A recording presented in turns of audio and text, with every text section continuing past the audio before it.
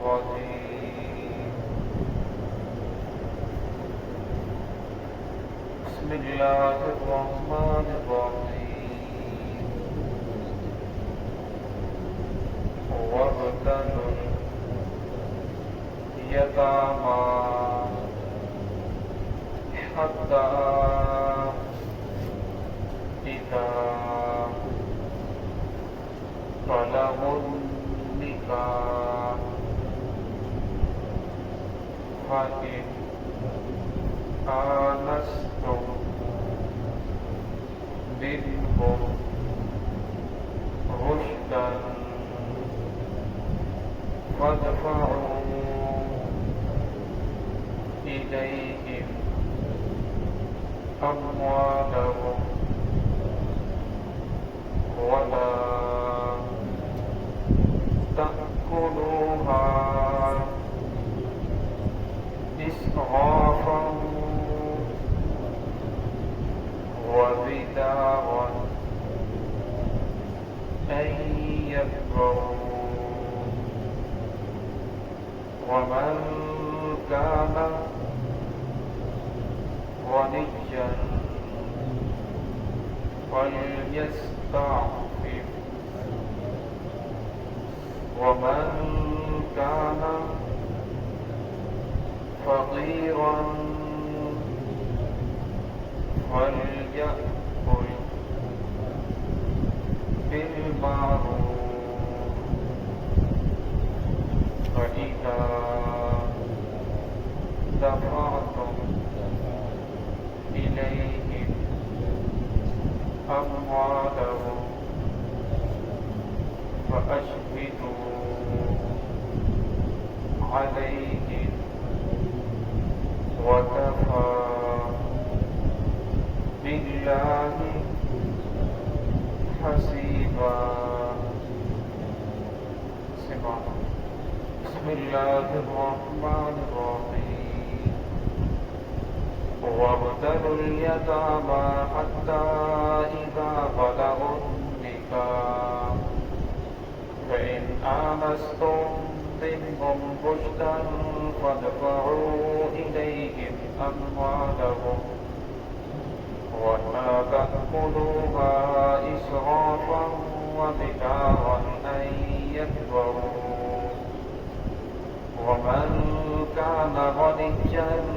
فليستعفف ومن كان فقيرا فليأكل بالمعروف فإذا دفعتم إليهم أموالهم فأشهدوا عليهم وكفى بالله حسيبا. وابتلوا اليتامى امتحان لو یتیموں کو حتی اذا بلغوا النکاح یہاں تک کہ جب وہ پہنچ جائیں نکاح کی مدت کو فإن آنستم بس اگر تم محسوس کرو منہم ان میں رشداً سمجھداری فإذا دفعتم إليهم بس لٹا دو ان کی طرف اموالهم ان کے مالوں کو ولا تأکلوها اور نہ کھاؤ ان کے مالوں کو اسرافاً فضول خرچی کرتے ہوئے وبدارا اور جلدی جلدی ان یکبروه یہ کہ وہ کہیں بڑے نہ ہو جائیں ومن کان غنیا اور وہ شخص جو غنی ہو فلیستعفف اس کے لیے مناسب یہ ہے کہ وہ اس سے بچے ومن کان فقیرا فلیأکل بالمعروف اور وہ شخص جو فقیر ہو بس چاہیے کہ وہ کھائے بالمعروف معروف طریقے سے دستور کے مطابق فإذا دفعتم إليهم أموالهم پر جب تم لٹا دو ان کی طرف ان کے مال فأشهدوا عليهم تو اس وقت ان پر گواہ بنا لو وکفی باللہ حسیبا اللہ رب العزت کافی ہے باعتبار حساب لینے کے. اس آیت کے اندر اللہ رب العزت نے یتیموں کے حقوق کو بیان فرمایا. فرمایا وہ یتیم جو آپ کی کفالت کے اندر ہے جن کا مال و دولت آپ کے پاس ہے فرمایا جس وقت وہ نکاح کی مدت کو پہنچ جائیں یعنی بالغ ہو جائیں شریعت کی نظر میں یتیم اسے کہا جاتا ہے جو نابالغ ہو. جب بچہ بالغ ہو جائے تو شریعت کی نظر میں وہ یتیم نہیں رہتا بلکہ اس کی یتیمی ختم ہو جاتی ہے. تو فرمایا جب بچہ بالغ ہو جائے تو تم فَإِنْ آنَسْتُمْ تم محسوس کرو جب اس کے اندر سمجھداری آ چکی ہے، اپنے نفع نقصان کو سمجھتا ہے اور اسی طرح اچھے برے کی سے تمیز ہو چکی ہے، تو فرمایا فَادْفَعُوا إِلَيْهِمْ أَمْوَالَهُمْ کہ تم ان کے مال ان کی طرف لوٹا دو، وَلَا تَأْكُلُوهَا إِسْرَافًا وَبِدَارًا أَن يَكْبَرُوا، فرمایا ان کے مالوں کو نہ کھاؤ جلدی جلدی وبدارًا اسراف کرتے ہوئے، اور جلدی جلدی ان کے مالوں کو نہ کھاؤ أن يكبروا کہیں وہ بڑے نہ ہو جائیں، یعنی چھوٹ بچے ہیں ابھی بچپنا ہے تو کہتے ہیں ابھی ان کا مال کھا لو، جب یہ بڑے ہو جائیں گے تو پھر یہ کھانے نہیں دیں گے۔ تو اللہ رب العزت فرمایا وَلَا تَأْكُلُوهَا إِسْرَافًا وَبِدَارًا أَن يَكْبَرُوا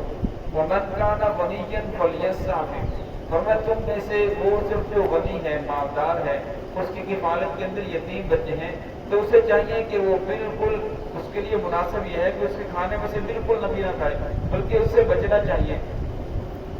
شریعت کی نظر میں مالدار اس آدمی کو کہا جاتا ہے جس کے پاس 52.5 تولے چاندی کی قیمت کے پیسے موجود ہو، کسی بھی شکل میں، نقدی کی صورت میں، تجارت کی شکل میں، یا اسی طرح مال زائد کی شکل میں، یا گھریلو ایسا زمان ہے جو ضرورت سے زائد ہے اس شکل میں، یا 5 صورتوں کو ملا کر کسی بھی شکل میں انسان کے پاس 52.5 تولے چاندی یعنی 1.5 لاکھ روپیہ کسی آدمی کے پاس موجود ہو، تو شریعت کی نظر میں وہ مالدار سمجھا جاتا ہے، ورنہ اب وہ مالدار ہے اس کے اوپر فترانہ دینا واجب ہے اور وہ زکوٰۃ نہیں لے سکتا، ورنہ اسے زکوٰۃ نہیں لگتی، اگر آپ اسے زکوٰۃ دے بھی دو گے تو آپ کی زکوٰۃ ادا نہیں ہوگی، اسے لگے گی نہیں۔ تو اس لیے جو بچیاں یتیم ہوتی ہیں یا جو بچیاں غربا ہوتے ہیں اکثر ان کو لوگ اپنی زکوٰۃ دیتے ہیں، فرمایا اگر ایک ہی آدمی نے 1.5 لاکھ روپیہ اس بچی کو زکوٰۃ دے دی تو اب اس کے بعد جو دوسرے زکوٰۃ دیں گے تو اس کی زکوٰۃ نہیں ہوگی، کیونکہ شریعت کی نظر میں اب وہ بچی مالدار ہو چکی ہے۔ جب کوئی عزیز ہوتا ہے کہتے ہیں کہ یہ غریب ہے تو 4-5 بھائی مل کر اپنی زکوٰۃ اسے دے دیتے ہیں تاکہ اس کا کاروبار اچھا ہو جائے، اس کا کچھ اچھی طرح کاروبار چل جائے۔ تو فرمایا اگر ایک بھائی نے 1.5 لاکھ روپے دے دیا، اس کے بعد جو باقی 3 بھائی ہیں اگر وہ اسے دیں گے تو ان کی زکوٰۃ ادا نہیں ہوگی۔ اس کا طریقہ یہ ہے کہ وہ 5 بھائی یا 5 لوگ زکوٰۃ کو ایک جگہ جمع کریں، وہ 5 لاکھ 7 لاکھ ایک ہی مٹھی کے اندر اس کو دے دیا جائے، تو فرمایا پھر اس سب کی زکوٰۃ ادا ہو جائے گی۔ اگر ہر ایک علیحدہ علیحدہ دے گا تو جس نے پہلے دے دی اس کی تو ادا ہو جائے گی،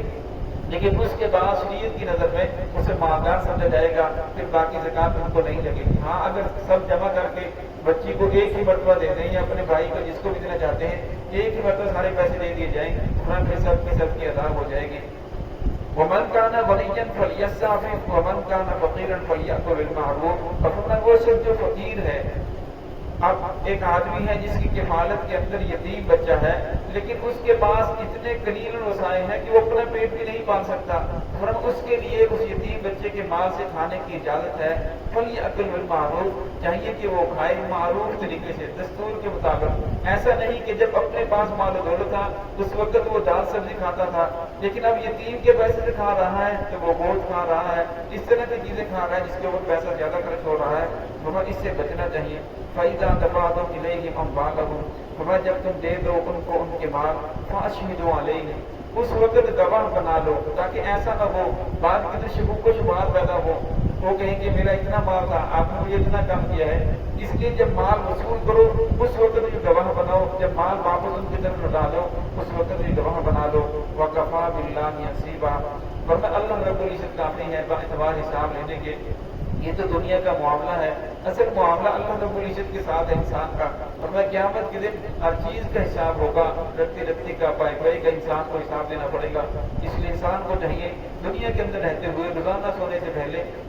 اپنا محاسبہ کرے کہ آج کے دن میں نے کیا کیا، کتنے لوگوں کو میرے سے تکلیف پہنچی اور کتنے لوگوں کو مجھ سے نفع پہنچا، کتنی میں نے نمازیں پڑھی، کتنی میں نے نوافل پڑھے، درود پاک کتنی مرتبہ پڑھا، قرآن پاک کھولا یا نہیں کھولا، اور اگر انسان صرف رات کو سونے سے پہلے 5 منٹ صرف محاسبہ کر لے کہ آج میں نے کیا ہے اور مجھے کرنا کیا چاہیے، اور میں ہر اس آنے والا دن اس کا بہتر سے بہتر ہوتا چلا جائے گا۔ تو ہے کہ اللہ رب العزت ہم سب کو صراط مستقیم پہ چلنے کی توفیق عطا فرمائے۔